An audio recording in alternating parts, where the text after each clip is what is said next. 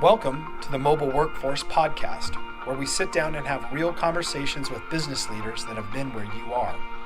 During these interviews, we'll dive into what it takes to improve systems and champion processes that maximize performance. Each week, our trailblazing guests share their experiences and understanding of the workforce to help inspire change, challenge our thinking, and share what it takes to successfully travel the road to profitability. Now here's our host, co-founder and chief evangelist of About Time and WorkMax, Mike Merrill. Hello, I am Mike Merrill, and I'm the host of the Mobile Workforce Podcast, sponsored by About Time Technologies and WorkMax.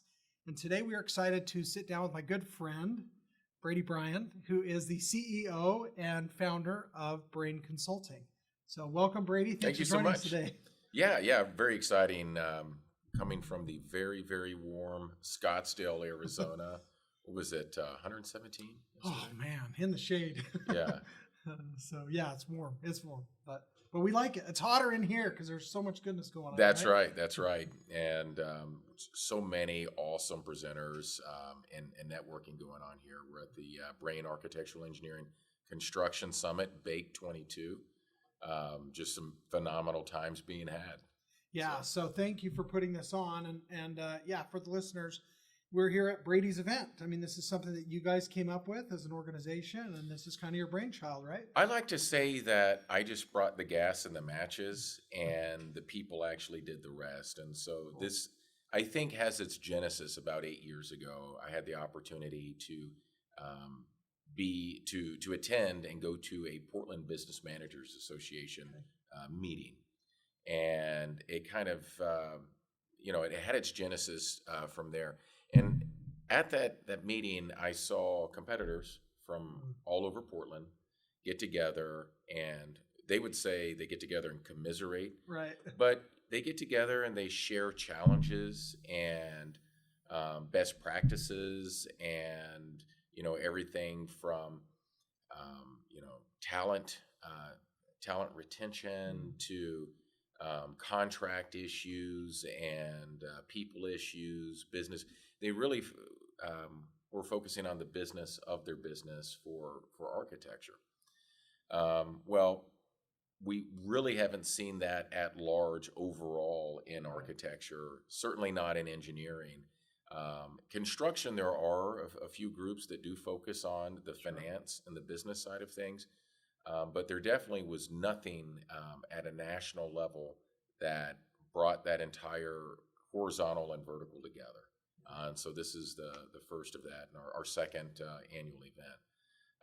And it's really a dynamic group, as you've seen. Yeah, it is. Yeah, it's been a lot of fun. There's some large contractors, large engineering firms, some of the big players, and then a lot of great speakers, like you mentioned, some really interesting topics on emotional awareness and other things that aren't maybe typical in a lot of construction events.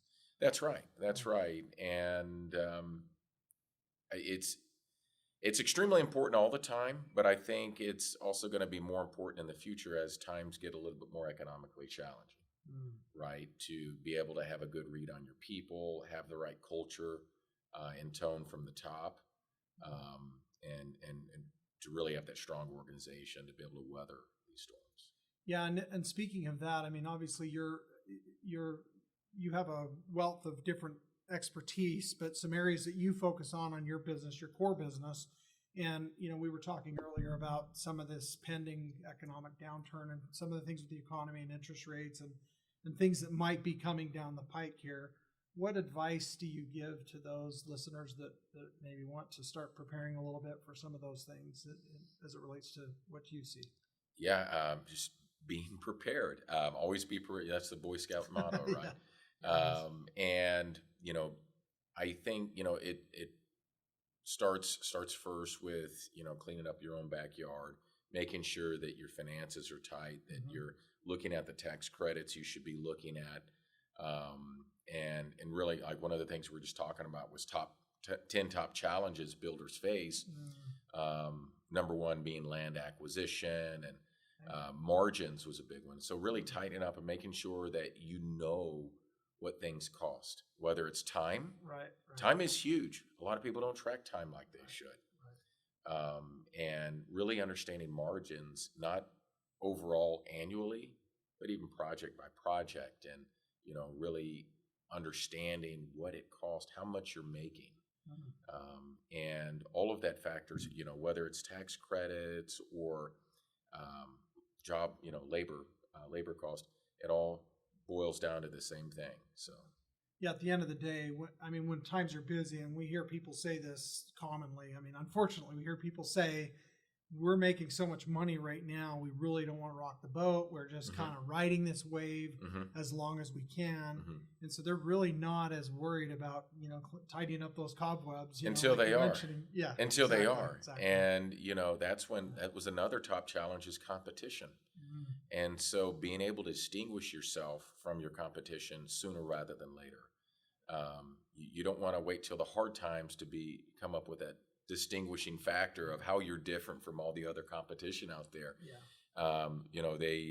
The example Dominique gave a minute ago about running for school board. There was a teacher that has taught over 3,000 students who was running against two parents.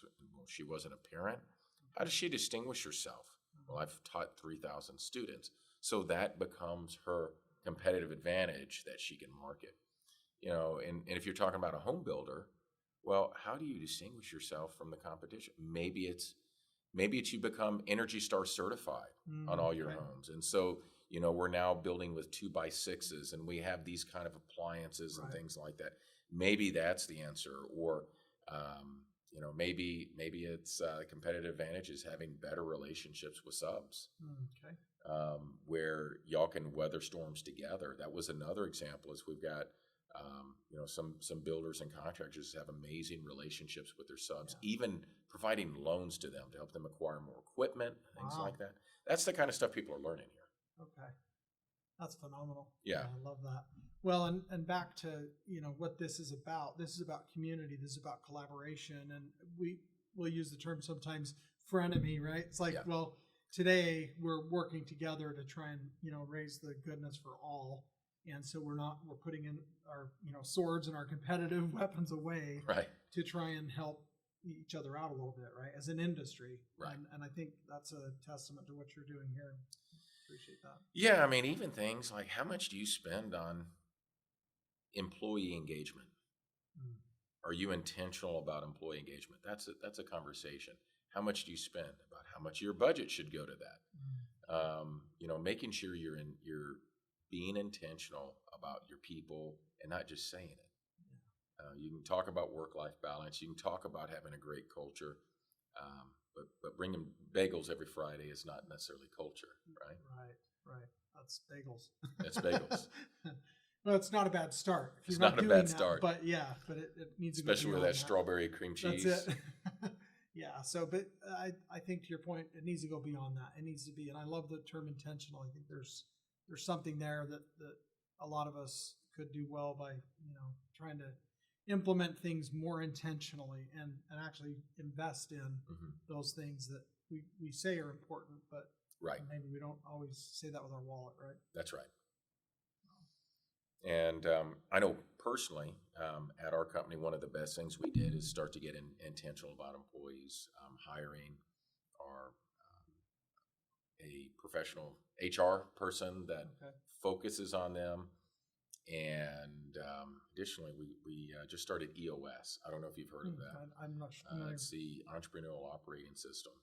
I believe it's an operating system. It's not a silver bullet. It's not software or anything like that. It's really about establishing mission and goals and values and accountability charts so that everybody is rowing in the right direction. It's also about getting tribal knowledge into SOPs so that you can really scale. I like that. I think, and at our business, we have the posters and we've gone through the exercises and do book clubs and some other things that have at least centralized that message, like you're saying, and at least we have it documented and we go through that and have those discussions. And tell me about your book clubs. That's interesting. We've started something similar, but I'd like to hear about that. Yeah. So we, all of the books that we've read, and we don't do it constantly. Like we don't go from one to the next, but a couple times a year we'll go through different books, and it's always a recommendation by somebody on the staff. The last one we read that I recall is Ego's the Enemy, which is a really good book. I don't know if you picked that one up or not. I have not, but I'm it's really, making really a mental good. note. And in fact, the author also wrote another book called The Obstacle is the Way. And I guess he's got tattoos on both of his arms of those two mantras, right? That was a Navy SEAL that wrote that? Is that right? Yeah. I think I've heard of that book. Pretty interesting. So yeah, but fascinating. I mean, things that you just don't think about. And again, having that and I remember specific meetings, and we broke up into 4 or 5 groups, and we have 8 or 10 people in each group, and we would rotate who was leading the discussion each week, and having a reading assignment, 10, 12, 15 pages, whatever it is at a time, and spend 30, 40 minutes talking through what we learned and taking notes. And tell me about the timing of when you would do a book club. So normally, you think of a book club, you think of a glass of wine, and after work it's club and it's voluntary. Right. Was it mandatory? Is it voluntary? What time of day? Voluntary and during work hours. Okay. So this is part of what we're this is scheduled in. This is the meeting. It's a meeting that we're having. It's book club, and optional if you wanted to opt out, and that's okay. Nobody's forced to come. So we're in 3 different time zones at Bryan, at least, sometimes 4 different time zones, and we had some challenges on establishing a good time for our club. So I started a club called Brain Speak. Okay. That I totally took from Antonio Cortez and what they're doing at Wood Patel. And we just have people. It's really a public speaking club. Okay. And so you really talk about whatever you want to. We start off with some exercises, giving kind of your intro. Give your personal elevator pitch on practicing. Exactly. It doesn't matter if you're in accounting or what do you do here at Bryan? Or as we jokingly tell, a lot of our workforce is most is under 40. So how do you tell your friends and family what you do for a living? In 30 seconds or less. Yeah. So we have, some fun with that and different presentations, and it really becomes a opportunity to learn, but opportunity to not be afraid. Improve too, right? Afraid to speak in public in front of other people. And I've seen people just interesting, afraid to make sounds in front of people, you just cut them loose, and they're fantastic. Wow. So it undoes that mental log jam that sometimes we have, right? Get tongue tied and so have the words. The timing though, we do that at 3:00 in the afternoon Pacific. Okay. Because some people are Eastern, and then some people are Central, and I just didn't know a better time. So we kind of really treating it like a club, and it's voluntary. So we have the same thing. We have 4 all time zones, but each group sets their own. So may or may not be overlap. If you have enough people, then that's interesting. Too large of a group, then nobody really gets enough time to share. So you could always do breakout. Yeah, that's true. Yeah, but we found keeping it to like 6 or 8 or 10 in a group was probably a good number. Most meaningful. Gives enough for everybody to go through the chapters, at least lead the discussion a couple of times or more. And then we also intentionally put the groups together with a mix of personality types, and to get teams collaborating, and people that maybe wouldn't otherwise cross paths or know each other at all have a chance to get to know people. And it is very interesting. You just learn things. I learn all the time. Personal stories come out, personal situations where you realize, oh man, you have empathy for somebody, or they have empathy for you because maybe they didn't know something that you were going through, or that this sparked for you as being a dad or a brother, or when you were, stories from being a little kid that come out. And so you are able to kind of feel a little differently and look at people in a different light and have more grace towards them, which we all want back, right? Yeah, but sometimes it's hard to give. So I feel like for our culture, that was very beneficial. That's awesome. Yeah. So there's all kinds of areas that I think, businesses can kind of true up the ship and kind of, patch those leaks or cracks. And from what I'm hearing you say, and I love this, the time to do it's now, not when the boat's leaking, right? That's right. When things are good and when there is plentiful. It's like getting your beach body ready. You don't wait till summer. You do that in the winter. Beach bodies are built in the winter. There you go. You don't wait till the summer. That's a great point. Yeah. So you're ready to roll. That's right. Yeah. Cool. Good to know. Yeah. I know you're a big CrossFit guy, so. I won't admit that, but It's a buzzword, right? You like to work out. Yeah. So awesome. Well, so again, going back to what we were talking about with this consortium that you've kind of brought together, and it has a mix of, again, architectural, engineering, construction. Mhm. There's insurance people, Mhm. there's tax people that Mhm. serve all those industries. That's right. What is one of the things that surprised you most about what you're seeing happen? And then what also did you just really hope was going to happen and you saw that it did and you're happy about it?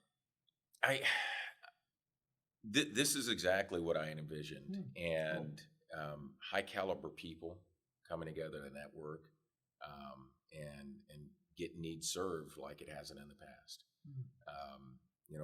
A lot of times in professional services, the business of it, the finance of it is overlooked, because it's about getting projects done. Right. It's about Production. It's about production. It's about hours. It's about utilization. It's about the artistic design of things. There's a lot of other things that's focused on other than margins and finance and the health of a company. And a lot of these people that are, just not paying attention to that right now, some of them it's going to be too late when the market softens, and it's already softening. So, all that revenue that's coming in a lot of times can make up for not great margins. Right. What do you do when that revenue starts to dry up, diminish? Yeah. I heard some stuff on tax planning. I learned things about insurance that I was a builder for over a decade before I helped start this company in software for construction, but things that I didn't ever learn as a builder that I was learning, and I thought, wow, that's really interesting. I didn't know that about you. I didn't know you were a builder. Yeah, that's awesome. I was. Yep. So built a lot of custom homes, small commercial, but built a couple hundred homes in about a decade. So, that's fantastic. Yeah. So that's in my bones, and this, I love the industry, and I really geek out on all this stuff that's going on, and love the people. I like the blue collar crowd a little bit, and but I appreciate and love the business side of that, and it definitely captures my attention. How we can improve. I mean, that's really what this is all about, and it's what you put together here with this event. So. That's right. Lots of fun. So you, I know you're in CFMA also, like you're a big supporter of that as well. That's kind of a similar approach from the finance side more, right? This has some other rounding out topics that I don't necessarily see at CFMA. So you mentioned this is exactly what you envisioned. Has there been anything surprising that you've been like, wow, this is even better than I thought? Or it really is. Yeah. Like I said, I just can't emphasize enough the quality of people. And I think, the time they dedicate to it, these guys, they get on a call once a month. They usually between 10 and 20 people on any particular cohort call. And they keep the pulse going on this thing or that thing. And we'll have a presenter or something on. That was surprising. I mean, they're dedicated to the health of the business, and they're dedicated to their continuous improvement and learning as well. So the people that are here, they want to be the best. Interesting. So they're so as an organization, you have some of these virtual meetups or some kind of ongoing. Yeah. Well, Antonio and Helen kind of started. Interesting. And so. After on their own almost. On their own. So this was just a natural evolution of what you had already kind of got rolling here. That was the one request of me at the end of the last bake. So like that. Brady, we just want, again, just bring the gas and the matches. We'll do the rest. Cool. Okay. So. Wow. Yeah. Yeah, that's cool, actually. Yeah, I like that. Well, it reminds me a little bit, and this is different, but I know we've talked about this in the past, but like the Sage product Timberline, Sage 300 CRE, they've got a users group. They call it TUG. It's the user group now instead of Timberline user groups. They changed the name of the software, but that's not run by Sage. That's an independent Oh, group. I didn't know that. Yeah. So it's very much Yeah. like the AUA. Yeah, exactly. The Agera users Yeah, group. very much. So basically, the cool thing about that is it's become its own thing. It's got a big conference. Yeah. When is that already happened, by the way? It did. Yeah, just That was in last Vegas? month. Yeah, they've had. I think they have it around different places, but yeah, they have it. They did have it. I think it was 6 or 7 months after the previous because of the pandemic. It got pushed off, and so it was a little bit different. This one was actually in Washington D.C. this year. Okay. So I think Vegas was last year, but yeah, that was basically a startup of a group because they recognize as users we need to have a place that we can all come together and learn and get continuing education and not just CE credits, but actually learn how to hands-on education of the software that we're using in collaboration. So it's a lot like what you're doing here. So it's awesome. Yeah, so. Great stuff. Well, I guess, to close out, and we've had you on the podcast before, so thanks for coming back. Absolutely. What's something that I know you shared this in the past, but what's something you're grateful for in your professional life that really bleeds into you as a person that you feel like has really just elevated your quality of life? There's a lot. I count my blessings every day. I'm grateful for the stewardship that's been given to me by our team. Our team, one of the things that I gave a little round table the other day and let people at Bryan ask me anything they wanted. And one of the questions, what kind of leader do you want to be? And I said, the kind of leader that's deserving of every single one of you coming here. When you come here, it's an unsaid contract that you're going to provide a healthful place for us to work and thrive, and we're going to do a good job for you. And I want to be the kind of leader that's deserving of that. And the same thing, I look at my wife and my kids. I want to be the kind of husband and father and leader of the family that's worthy of them. Wow. So that's thankful for all of that. Thankful for their trust and me.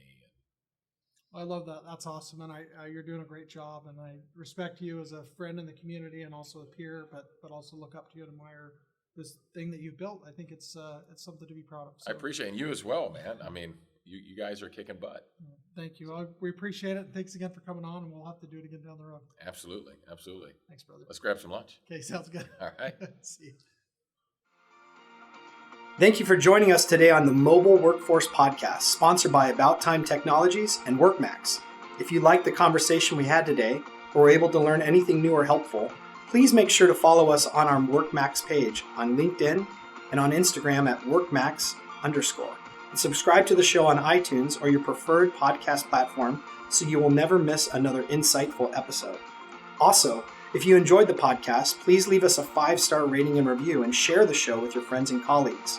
Your support means the world to us and will allow us to continue providing impactful information with others looking to improve their results in their business and, in turn, their life.